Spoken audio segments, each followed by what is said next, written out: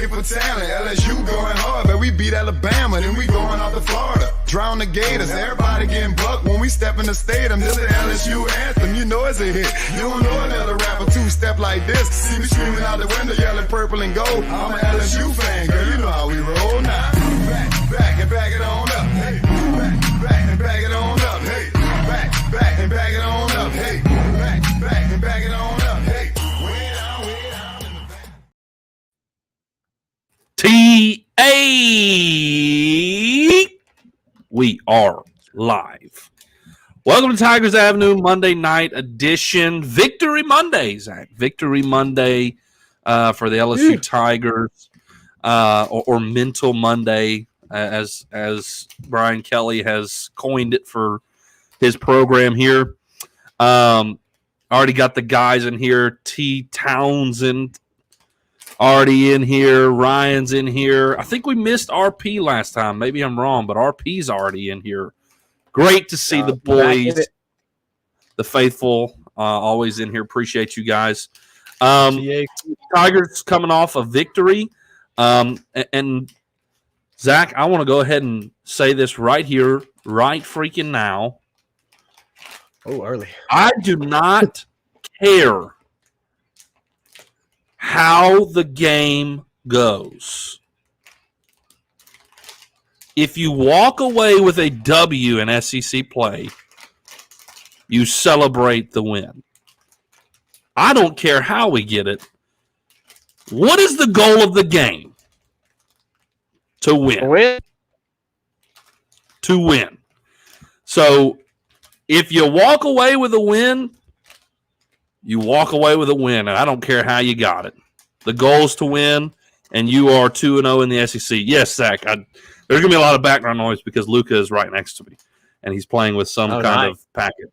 So so I apologize. It will be another featuring of Luca. Every Monday night, essentially, is going to be a Luca feature for the remainder of this semester, pretty much. So, hey, look, it's the only time we don't mind bringing in Luca. Yeah, absolutely. So, he's here chilling. He actually has a Tiger shirt on, so if he gets tired of being in his bouncer, we'll get to see his Tiger shirt. It is actually pretty lit. Like, it is.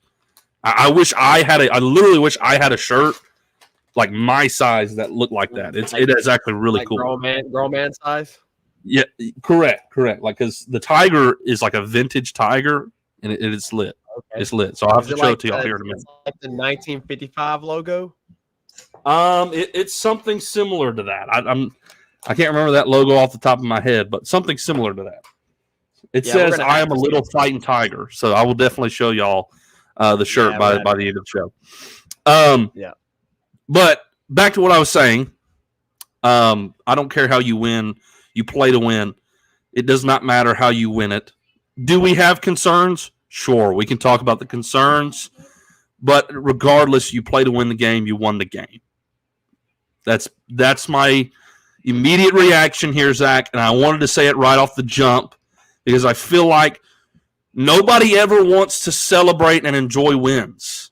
Like, why do we have to be so exhausting about a stinking win? It is an SEC win. It is an SEC West victory.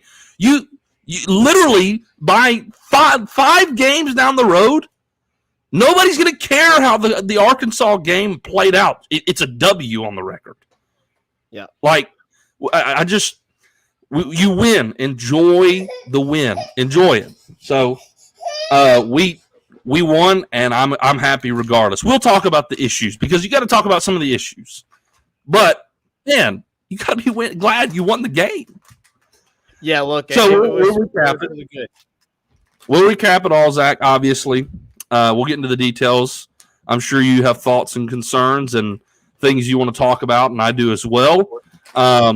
We have an awesome interview tonight. Recent commitment for the baseball Tigers, which seems to be coming in bulk right now. Jay Johnson continues to do what Jay Johnson does. I mean, he's just an elite recruiter. Yeah, I mean, he's been racking it up. We'll discuss that at the end of the show on our last segment, but the recruits keep coming for the LSU baseball team, and rightfully so. Coming off a national championship, Get them while you can. Yeah, pitchers, man, ton of them. I mean, I don't know, man. Like you're going to have to like. I'm really looking to see like, okay, how many pitchers going to add because we're going to start roster cutting eventually. I mean, you're piling them up. Now I think a couple of these are like 2025, so it'll all play out. But they're coming in bulk right now. So, and then we'll have a little something extra at the end. And I think we're gonna have to get Luca here. Go ahead and get him here. Keeps dropping this pack. Reagan on dad duty. Monday nights with Luca. Yeah, but it's okay. I want to see this. I want to see this. Let me see this here. Oh, okay. Okay, no, that's not the logo I was thinking of. Yeah, he wants to talk. But it's pretty lit. Yeah, that is pretty lit. I love it. I'm a little fighting tiger. It's clean, man. It's clean. If you just take off speaking of lit, you just take off the T and the L, just get a little white out. It'll say I'm lit. I'm a lit. You have to white out the A as well. I'm lit. Tiger, fighting tigers. Yeah. So so we'll have Mavrick on here. Then we'll have a little extra something later on as well. So let's Zach. I guess we can go ahead and dive into it. LSU comes away with another 3-point victory over the Razorbacks, 34-31.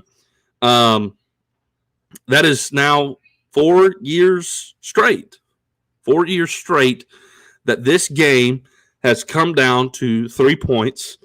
We predicted, neither of us predicted LSU to cover, but obviously we predicted LSU to win by more than what they did. Shame on us for thinking it would be any different. Hopefully, I guarantee you next year, I will learn my lesson. I don't care who is there, who is good, who is not. The game is going to be close every single time. It will happen. All right, bro, you're coming over here now. It will happen that way. I mean, it will be that way every time. It was tooth and nail, back and forth. I mean, it was like haymaker after haymaker was just being thrown. I mean, just huge shot after huge shot. And, I mean, it was a test of adversity, a true test for this team when you get punched in the mouth over and over. I mean, how prophetic was Sam Pittman's pregame speech? Now, obviously, he wanted his team to win, but he was like, look, man, this game is going to be physical. It's going to be a fight. They're going to punch you in the mouth. You're going to get back up, and then you punch them in the mouth, and then they're going to get back up. And, that is, almost the perfect depiction of what this game was. Look, the defenses were not that great. Although the defenses looked good early, in the second half, neither defense was that great. But you did enough to win the game, and that's what matters most. Zach, what are your initial thoughts and big picture talking about the game here, and then maybe we can dive into the details a little bit? Well, as you said, when you're going to look back at this game, next year or even just a few weeks down the line, all it's going to matter is that you got the win. And you discussed the pregame speech that Sam Pittman gave. I saw that pregame speech on social media, and when I saw that, I was like, oh goodness, we are in for a fight. These guys are pumped up. Not only is LSU playing for Greg Brooks, but Arkansas was playing for Greg Brooks as well. Love that they honored him by putting the 3 sticker on the back of all their helmets. That was awesome. I was really hoping that they would do that. I think I mentioned that either in a group message or on it. Maybe I can't remember exactly, but I was really hoping they would do something like that to honor him, and they did. We were there at the game, Reagan. Me and your brother-in-law and a good friend of mine, Logan, we got to pretty much make a really impromptu, quick, sporadic, whatever you want to call it, trip down there.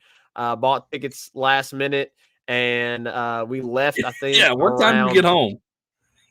Okay, so we left around noon to get down there.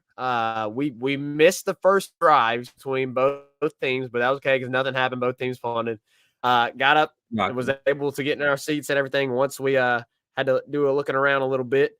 And then finally got in our seats and we were able to enjoy the game. And man, was it a nail biter, dude. Oh my gosh. I mean, being there live, I just remember like I was sitting down like with my hands on my face, like just get one stop, just get stopped, just get one stop. And you know, the entire second half, nobody could get a stop, right? Arkansas defense couldn't get a stop. LSU's defense couldn't get a stop.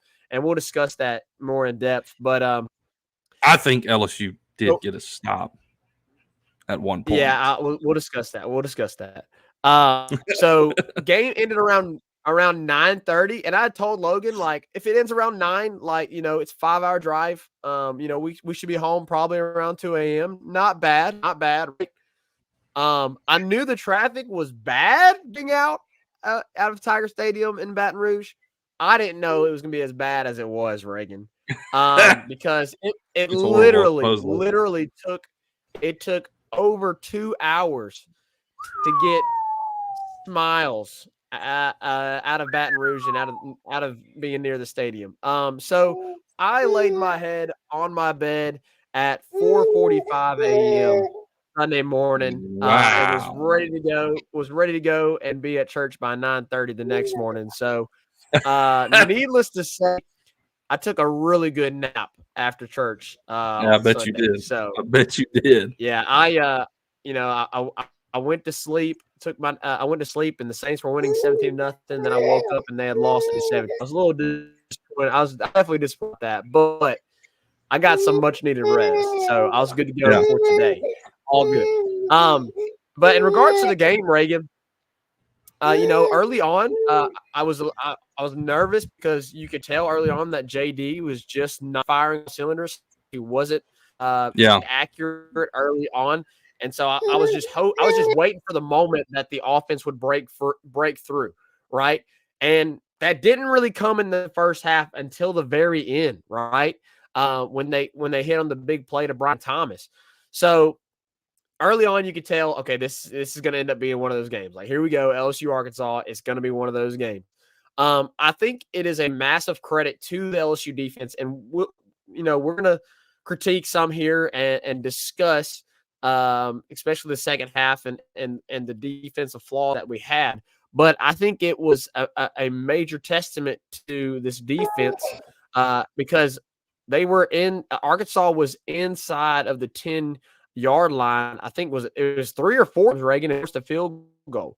3 times at least. At the beginning of the game, it was twice, I thought. At the beginning of the game, it was at least twice. Yeah, early on it was twice. Yeah, early on it was twice. Of course, they scored that touchdown late in the second quarter before the end of the first half. Defense, you know, it was kind of a bend, don't break there in the first half. And I'm okay with that because we understand, you know, what the weakness is with this team. And obviously it's the secondary. And while it's extremely frustrating that LSU struggles to get off the field on third down, to be able to flex their muscles in the red zone was really key. And I kind of expected that a little bit too, because I don't know if you keep up with the SEC stats, Reagan, but Arkansas is the worst conference in red zone offense. And I didn't want to say that while I was there, like at the game, because I was like, as soon as I say it, like they're gonna end up scoring. But when Arkansas got into the red zone, they would stall out. The defense would flex, and Arkansas offense stall out. They scored. Arkansas would score on the long plays, the explosive plays, right? The plays where the pocket broke down, KJ made something happen, and there was a guy running free, open, right?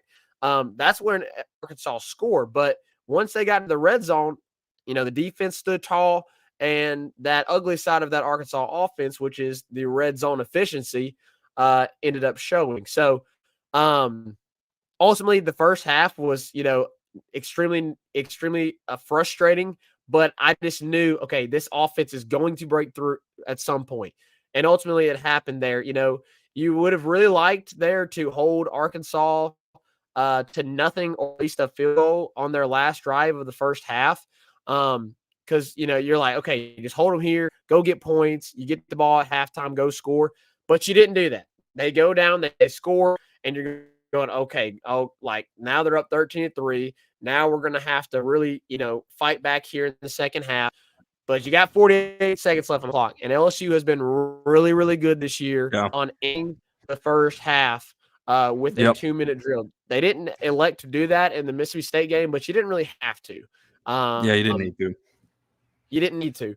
But in the third of the games against Grambling, against Florida State, you were really, really good in your offense, going out and getting points before you go to half. So LSU, 3 plays, boom, done.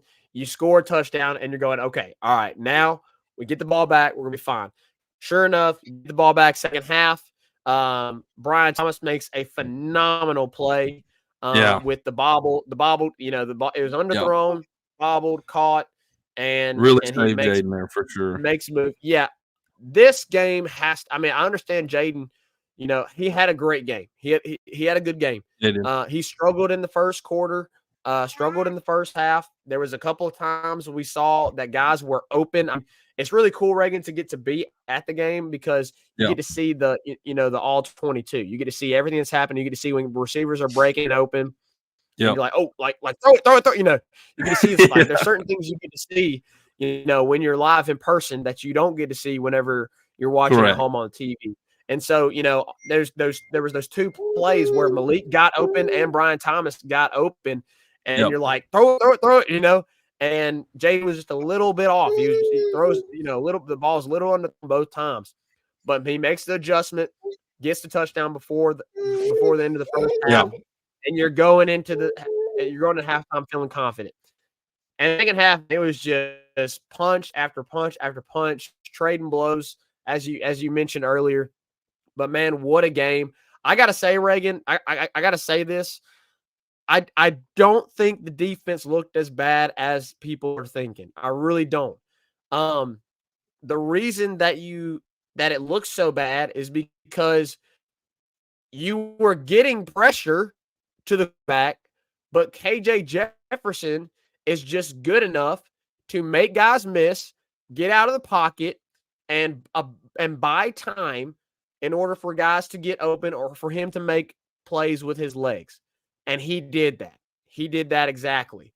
And guys were able to get open and get freed up because, it's really hard for DBs. It's already one of the most difficult positions in football. I would say arguably it is the most difficult position in football, especially defensively. It is the most difficult position in football. It's already difficult having to be on an island and guard guys one-on-one, but having to guard guys for as long as these DBs are having to, even more difficult. And KJ, credit to him, LSU had pressure, and he made plays, and he kept his eyes downfield. Yeah, he's just that guy, and it's like I'm like, thank goodness we don't have to see him again. He's gone. He's gone. His ability to extend plays is just extremely hard to defend.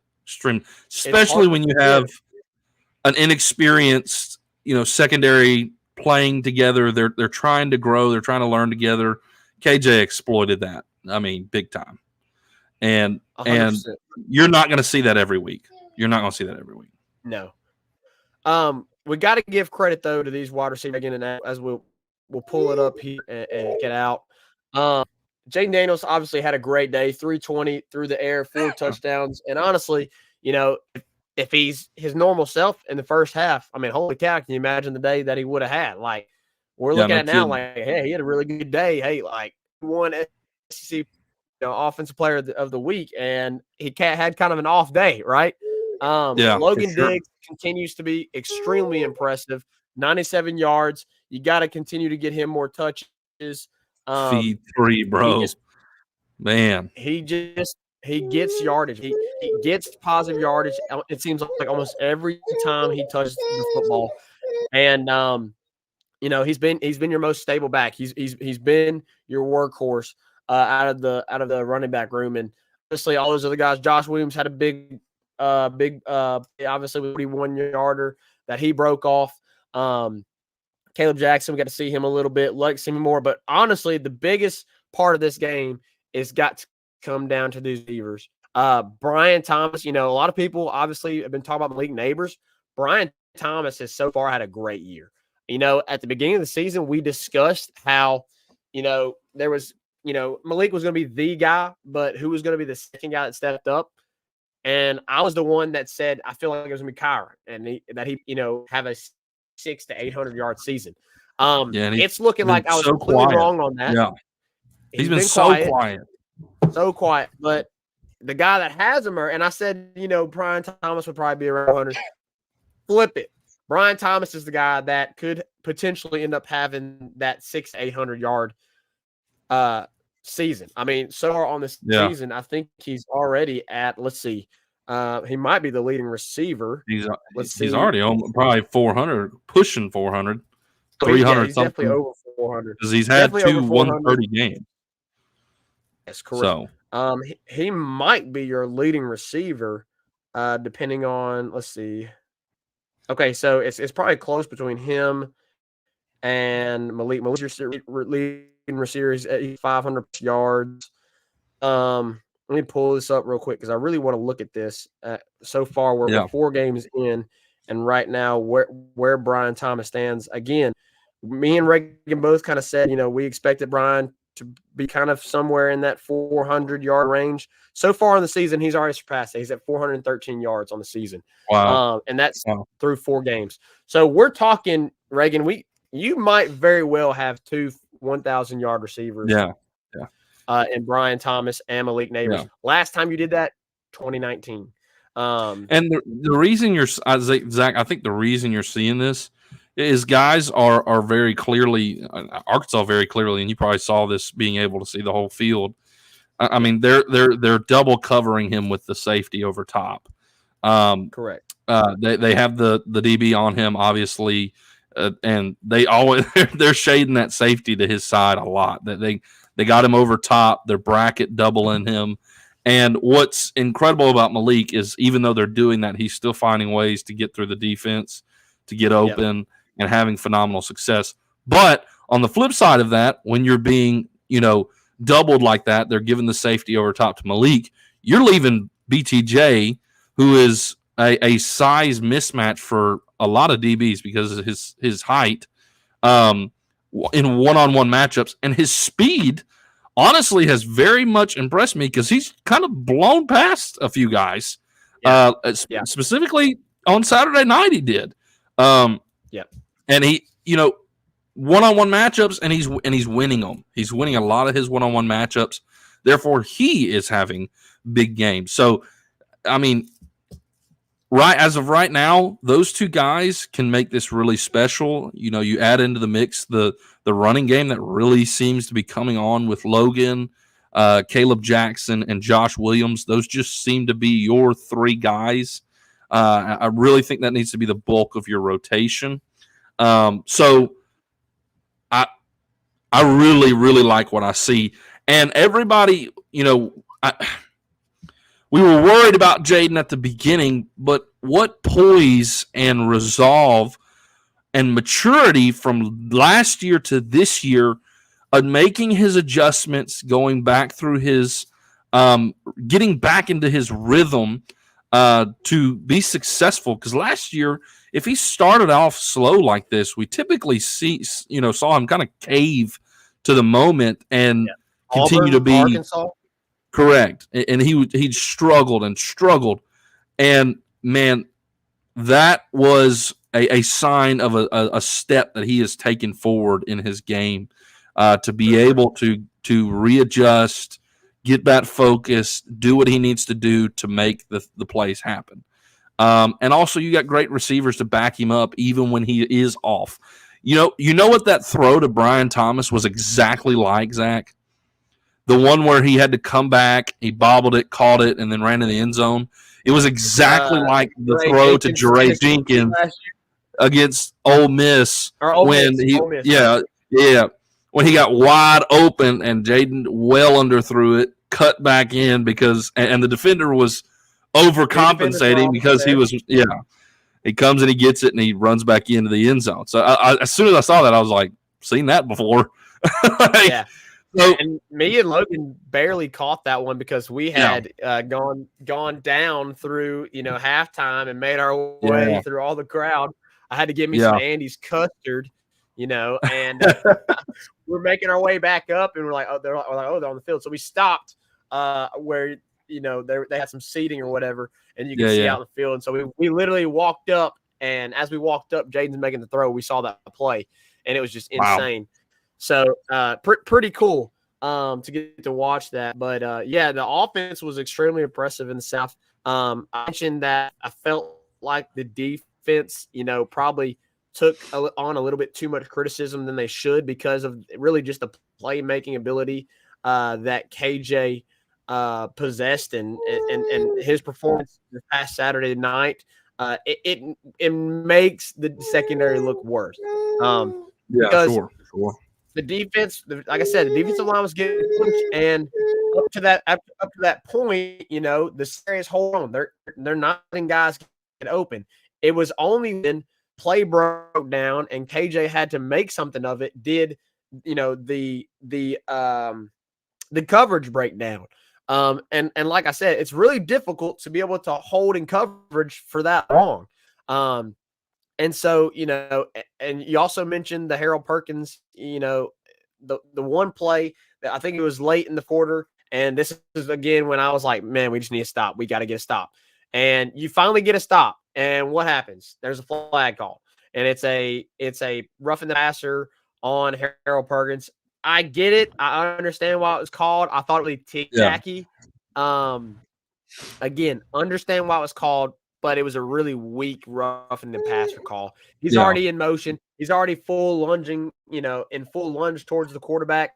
It's really hard for a player like Harold Perkins, who's in complete full motion, going after the quarterback, to just hold up and stop everything that he's doing in pursuit of the quarterback. So, especially when it's been so hard to get a guy like that down. It's so hard. Exactly. You're just trying to do something. So, you got to stop. Refs somewhat handed them a second chance. And then, obviously, that's when, you have the breakdown. But credit to LSU defense, they did what they had to do in the first half to keep your tenant. I mean, you think about that. If you gives up the 2 touchdowns and the two times that they were inside of the 10-yard line in the first half, then you're looking at a completely different ball game, and you're having to come back from a huge deficit, whereas a 3-point deficit going into half. So credit the defense where credit is due. We're seeing the stats here. Major Burns had a great day tackling. They've moved him up in the box. They're playing more zone to help that secondary. And so Major is coming up in the box, and he's getting a lot of opportunities to make tackles. I'll give credit to him because first 2 weeks, Major Burns did not look good tackling. And he led the team in tackling in this game. So credit to him. Much better game your from guy, him, Reagan. For sure. Greg Penn quietly just continues to dominate. 12 tackles as well. He continues to lead this defense. It's you don't see a whole lot of flash plays out of him. But he just does the thing. He just does everything right. Exactly. He just does everything right he needs to do in order to help defense. And regular guy, Whit Weeks, got the start again, and he's continued to dominate. It's allowed your best player on defense and Harold Perkins to be able to do what he does best as well. He emerges at Weeks. He's continued to look phenomenal. 9 tackles. I'm loving Andre Sam, bro. He's so far, like, I get, everybody loves Harold Perkins. Harold Perkins is Harold Perkins, but dude, Andre Sam's so far on the season, my favorite to watch on this LSU defense. He just plays with so much energy, so much excitement. Correct. He's always flying around the ball. I mean, there was a couple times that like he was blowing up plays in the backfield in this game, and it's just so much fun to watch him. And you should expect out of a veteran D. And so it's been really good to get to see him, have this emergence and to be able to dominate like he has so far this season. Yeah, it's the effort plays for me. I mean, just all out complete effort from him. like all the time. And at times it's frustrating to see guys maybe not giving that kind of energy, and it's refreshing to have that from him. I mean, he's just 100% all go, all like just every tackle seems super aggressive. Every tackle seems like he's just flying in to the camera cut, and it's really impressive to me. All right, I may have to get him settled, Zach, before we move forward. Yeah, we're going to take a quick break, and when we come back, we're going to bring on Mavrick and do a quick interview with him to meet him. Tiger fans, really excited to do an interview with him.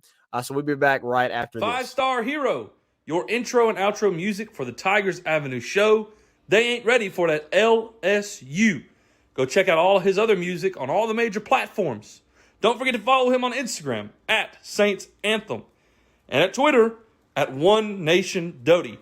Don't forget to check out his Facebook page for all his Saints and LSU merchandise. Can't get any better than Sarah Klein Stevens, attorney at law. Her firm focuses on the needs of the elderly and maintaining their dignity throughout the process. Here for you, here for your family. Sarah Klein Stevens, attorney at law. All right, we're back, and Reagan is working on settling down Luka. We did have Mavrick here, and then he dropped, so I'm not sure he is dealing with some technical difficulties right now, or what's going on. I'll hit him up and see if we can get him back in here. But you have to give a lot of credit to John so far. I don't know if y'all have been keeping up with baseball recruiting. Obviously, right now we are in the thick of LSU football, and that's kind of where our mind is focused and where everybody is, paying attention. But it's been really good to get to see what Jay Johnson has done on this offseason, obviously coming off of a really, really great season, obviously national championship. You're going to reap the dividends of your success from this past season. And so far that has been showing through this recruiting class and through the recruiting classes coming up as well. Here in the past couple of weeks, you have gotten four pictures coming out, whether it be JUCO or the class of 2024 or the class of 2025. You've gotten 4 players to come to the LSU Tigers, and I'm excited to see what this next class is going to do. Because again, when you are coming off a national championship, you're going to benefit from that. And so I'm really excited the potential class that LSU can bring in because of winning the national championship. And we will see what Jay Johnson continues to do throughout this recruiting class and the next recruiting class. Really, the 2 classes after the national championship, you can expect to be pretty good. Right, Reagan? I mean, you can expect to reap, as I've been talking to our viewers. Yeah. You can I was listening. I was keeping up. Reap the benefits of winning a national championship. I think we might have lost Mavrick, Reagan. He was in here. Yeah, he was in here. So why don't you give us a few, Reagan, on this, these last couple of weeks, Jay Johnson and recruiting. I'm going to work on making sure we can get him back in. Okay, yeah. So a couple things real quick that I didn't get to say about the Arkansas game that I wanted to say, Zach. Yeah, go ahead. So let me say a couple things there, and then I definitely will touch on Jay Johnson because what he's been doing has been fantastic in terms of recruiting. But the defense with Arkansas, it is very clear, Zach, to me at least, that we have a very solid rotation in the up front 7. Jordan Jefferson, fantastic game. Jordan Jefferson needs to see more snaps. Brian Kelly even mentioned that today. So that was fantastic to see from him. I really loved his emergence and what he's done. Deshaun Womack probably needs to see some more snaps. That was awesome as well. But I think we got Mavrick in here now. I think we're good to go. So let's bring him in here, Zach. Yeah, there he is. Mavrick, can you hear us? Yes, I can. Awesome. All right, awesome, man. How you doing? I'm doing great. How about you guys? Dude, I love banner in the background. Doing great, bro. man. I love it. See, that's what I'm saying. Is that a little national championship banner? Just got It that the is. other day. Yeah. Yes. Fantastic. I mean, so Maverick, I mean, real quick. So did you follow, I mean, the team through everything that transpired in the World Series? I mean, did you keep up with that? Yeah, so it's actually funny. I mean, so I kind of had an idea. I was gonna thinking about reopening my recruitment, and this was during the time of the College World Series and everything that was going on. And my mom was like, "Hey, if there's one team I want you to go to, it's LSU." And she was just what we watched every game. Thank you, Mama. Appreciate you, Mama. So yeah, Fantastic. That's awesome, man. Awesome. And I mean, I don't know about you, but the run was pretty fantastic. I mean, it was pretty it was incredible unreal. going through the losers bracket, having to beat Wake Forest 2 times, getting to see Paul Skeens go against Rhett Lauder. I mean, it really didn't get any better than that. And then Tommy Tanks walked that game off. I mean, we could talk about that all night long, all show long. We I mean, have. We have. Before, yes. So I fully get that kind of being a selling point. I mean, I fully understand that. Zach, I'll let you get the next question, but I want to ask Maverick right here off the bat. Man, Jay is really seeming to killing it. He's killing it right now in terms of getting some really elite arms like yourself to the Tigers. What is his pitch like? I mean, what kind of recruiter is Jay? What sold you not just on LSU, but Jay's going to be your coach? What sold you on Jay in his pitch? Yeah, no, I mean, like, as far as recruitment, he isn't the big like seller. Like he's like, we are LSU. LSU is what it is, but like he more focused on like the relationship side of it. Before Awesome. talking any baseball, he was asking about my brother, my family, what my parents do. So I mean, I guess that kind of stuck out to me most because like I'm a big relationship guy. It's like I'm trusting this coach to lead me in the right way. So I think that's like what kind of took me to him in the sense that like he wasn't trying to sell me on the school, sell me on the Yeah. facility. It's like everyone's nice at that point, but it was just different. And then as far as like the pitching side of it, I mean, Coach Jeske is as good as they come. Just like after my first phone call with him, I was like, wow, yeah, this Yeah. guy not only knows his stuff, he knows how to apply it. And Coach Jeske, the strength coach, and the athletic trainer all work in this triangle kind of thing. And like the pitching coach and strength coach and athletic trainer are all watching your bullpens every time. What you do on the mound correlates to what you do in the gym. And I think like that was the development is, yeah, it's LSU, but that's where I need to be if I want to be the best pitcher I can be. That's awesome. That's awesome. You mentioned Maverick, Coach Jeske, and obviously I'm sure you're excited to come and get to work with him. For us LSU fans, you're coming from Massachusetts. So you're coming quite a bit ways from home to come and play baseball here. So there may be some LSU fans that don't know you as well because, I mean, coming from Massachusetts, but obviously big time pitcher out of Massachusetts. We're looking forward to see what you can do in the purple gold. Can you tell us a little bit, Maverick, what's your sequence, what's your pitches, what are you in your bag, and what are you wanting to work on as you make your way to LSU and get to work with Coach Jeske? Yeah, no. So, I mean, kind of traditional fastball, curveball, cutter, and then a split finger fastball. So as far as like my go-to pitch is usually curveball. That's kind of like my 0-2, 1-2, like punch out pitch. Definitely feel the most comfortable with that. But as far as like going into this spring, especially, and then going down to LSU in the summer, it's definitely like to develop that fourth pitch, that splitter. Because I have some feel for it, but not the confidence in the world to throw it in any count. So I guess that's like one thing I'm definitely working towards. And then honestly getting stronger. I mean, going from New England baseball to down in Baton Rouge is going to be different. So definitely getting stronger every day. Sure. That's definitely been a big focus. Get some more muscle on. And but yeah, no, I guess like that's the biggest thing. Just working on that splitter, and then trying to get stronger, keep up with the big boys. So Maverick, I mean, have you made a visit yet to Baton Rouge and gotten to see everything and been around the program yet?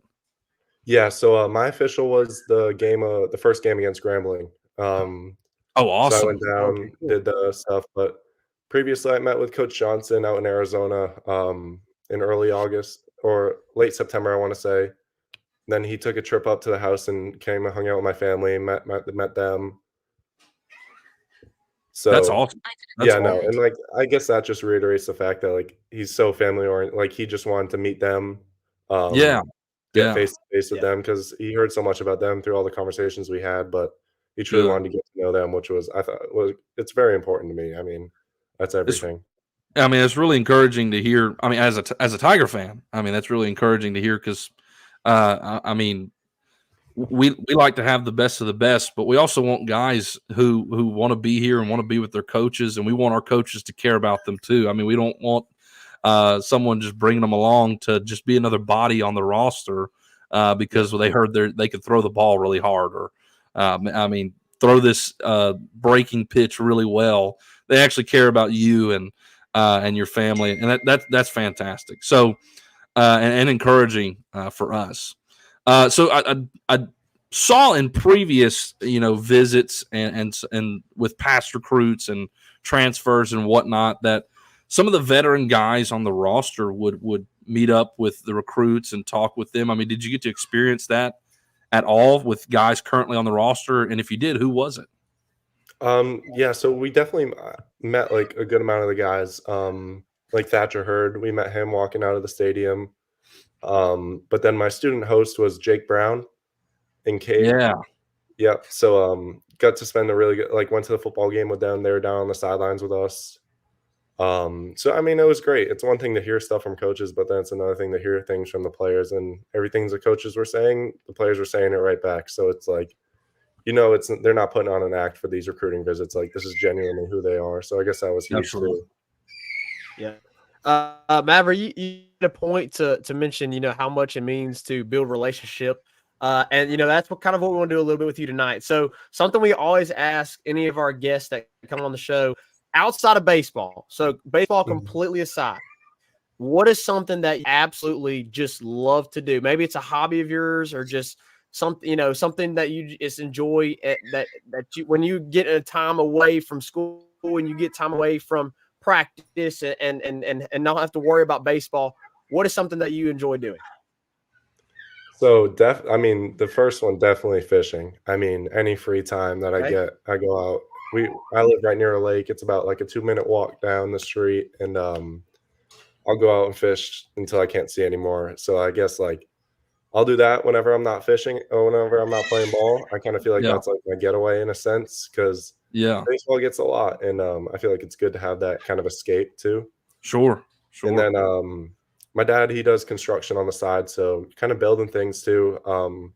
I've been doing that since I was 10, 11 years old, and it's cool to see a big pile of wood and then come out with like something you made. I guess like that. Yeah. I like doing that stuff too. So, I'm I hearing mean, you kind of have a creative mind. That's cool. Yeah, I enjoy yeah. I enjoy tinkering with things and building stuff and I enjoy that Yeah. as well. So now I got to know what kind of fish are you fishing for? Are we talking bass, Yeah. catfish? Like what you going after? So it's mostly bass, smallmouth and largemouth. I mean, up here with the winters, they don't get nearly as big as they do down south. I mean, That's the what I was biggest I wondering. caught That's yeah. is 6. It was 6.2. I mean, it's still pretty big, but Yeah. nothing like you see down south. And that was like once in a blue moon. Usually they're like 2.5, 3 max. But then we'll do some trout fishing too, and then we'll catch and cook. But majority bass, just catch and release. Cool. Gotcha. So I mean, that's what I was about to ask you because you're. I mean, clearly there's some big time fishing that goes down in Louisiana. I mean, I know there's some guys that will be on the team that will be right there with you. So I'm sure you'll get to experience some Louisiana fishing. So speaking of Louisiana, I mean, you're in New England, there in Massachusetts. How do you say it? I don't even know if I said it right. Massachusetts, Yeah. Massachusetts. It's like it's so funny hearing people down south say it because Massachusetts. They're like So- really long. So is it like more of a like Massachusetts? Like, is it more quick like Yeah. that, or do you have to kind of draw it out like Massachusetts? Definitely like short and quick and just like say it. Don't try to spell it out. Gotcha. That works for us. That works for us. I prefer it to be short and sweet. To the point. I like it. He's going to hear a lot of people say it long and drawn out, though. You'll see it a lot in your future coming down here. But I'm curious. The cuisine is quite different between New England and Cajun country. Have you got to try any Cajun food yet while you were there? So Coach Jordan, he made it a point. I mentioned something about I never ate alligator before. And Oh, at the gosh. tailgate, he had the big thing of alligator for me, so I got to try that. And that Was it like the whole alligator? No, I wish. I wish. Oh man! But Look, whenever it was really they play Florida, you're going to end up seeing that. You're going to have to go find a tailgate where they got the whole gator spinning on like the rotisserie. I mean that is something you always see when they're playing the Florida Gators. Just a rotisserie gator. It's fantastic.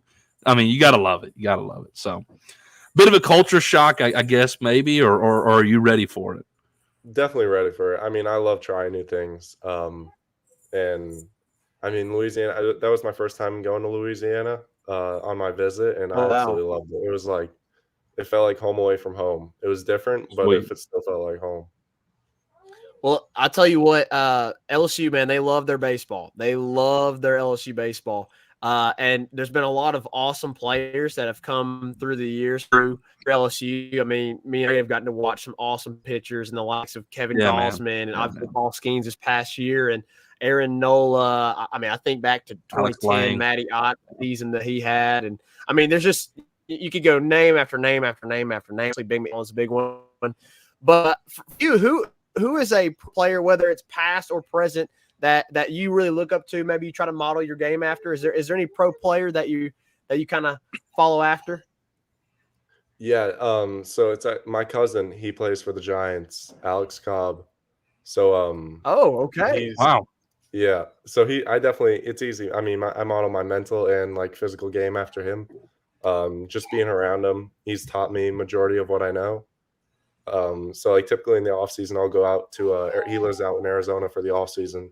So I'll go out there, hang out with him for like 2 to 4 weeks and just get ready for the season, working out, throwing. But I mean, I watch videos on him still when I'm in a slump or something.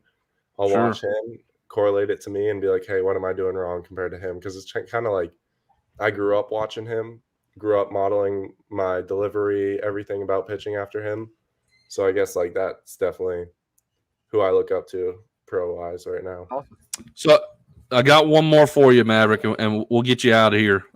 So baseball is also a very superstitious game, and are you like man, one of the most superstitious players I think we ever saw come through LSU? Just won a national championship, Trey Morgan, with the pocket and all the different things he did. Are you superstitious in any way? Do you have any specific superstitions when you get on the mound? Do you write anything in the mound? Do you kick your feet a certain way, kick the dirt off? What is your superstition, if any? So I don't have many. I got 2, but I'll always have these 2 on. So my first is lucky undershirt. I always wear it, which is going to be tough because it's black, and I'm not going to be wearing black with purple and gold. So I'm going to have to hopefully find a new lucky undershirt. But and then another one, I got 2 chains that I always wear. And I don't wear them out, but they're like still on me, tucked in my jersey. They're gotcha. That bunch of stuff means something. Like one's a dog tag, then one's my lucky number my friend gave to me. Awesome. And then a prayer quote my mom gave to me, and then just some other special pendants that I have on that are always on when I pitch. Gotcha. Maverick, I've got one more final one for you as well, and then Reagan can wrap us up here. So kind of what is your when you take the mound? I mean, whether it's coming out of the bullpen or as a starter before the game's getting going, you're in your warm-ups and everything. When you take the mound for that first time, what is your mentality as you prepare to battle the lineup? Yeah, so I mean, before the games, I'm super laid back. You'll never see me with like headphones in, getting super locked in. because I just think of like everything like it's just another game. Like you're playing this for fun. So Yeah. like before the games, it's a whole new side of Maverick before when it, like compared to while he's on the mound. I mean, when I get on the mound, I feel like everything becomes personal. Like you have a job to Okay. do. The guy in the batter's box, he is trying to like do his job, and whoever's it's like it's a battle every single time. 1 through 9, it can be the last hitter, can be the first hitter, can be their best hitter or worst. I feel like everything is just so personal when you're inside that 60 feet 6 inches. So, Love it. do you have some emotion Absolutely that kind of love it. comes out in you when you're pitching against your opponent? Yeah. So I mean, I mean, you know, usually, Gavin Gidry. If you watch Gavin oh Gidry, yeah, you saw he has a lot of emotion. You know. yeah. So like typically no. I kind of just like strikeout happens, put my head down, walk around the mound. But All the right. first time, Cool. there's only been like Like, a couple times I've shown like some real emotion, and one was this year against our rival in high school. It was like a big game, runner on second and third, struck out the guy to end the inning, and then like I mouthed a little bit off to him, and then I walked off. But I mean, typically no. But there's sometimes like big innings, big like times I get out of a jam. Like yeah, yeah, I'll let situation. it go for a little bit. I won't remember what Yeah. I said, but That's all. We like that. We like that. Maverick, we appreciate your time. We appreciate you coming on here, man, and answering all of our questions. And we're really looking forward to getting to see you in the purple and gold. Man, we think you're going to be fantastic. And we hope you have a blessed one, man. Appreciate you coming on. no, thank you guys. I really appreciate it. Absolutely, man. That was awesome, right? Mavrick Great. Rizy. Mavrick Rizy, recent We LSU didn't baseball. mention what a name. What a name. Yeah, no, I mean elite baseball. I mean, it's the Elite perfect name. baseball. Ryan said we got a Maverick. All we need now is ice and goo. For sure, for sure. Man, That's awesome.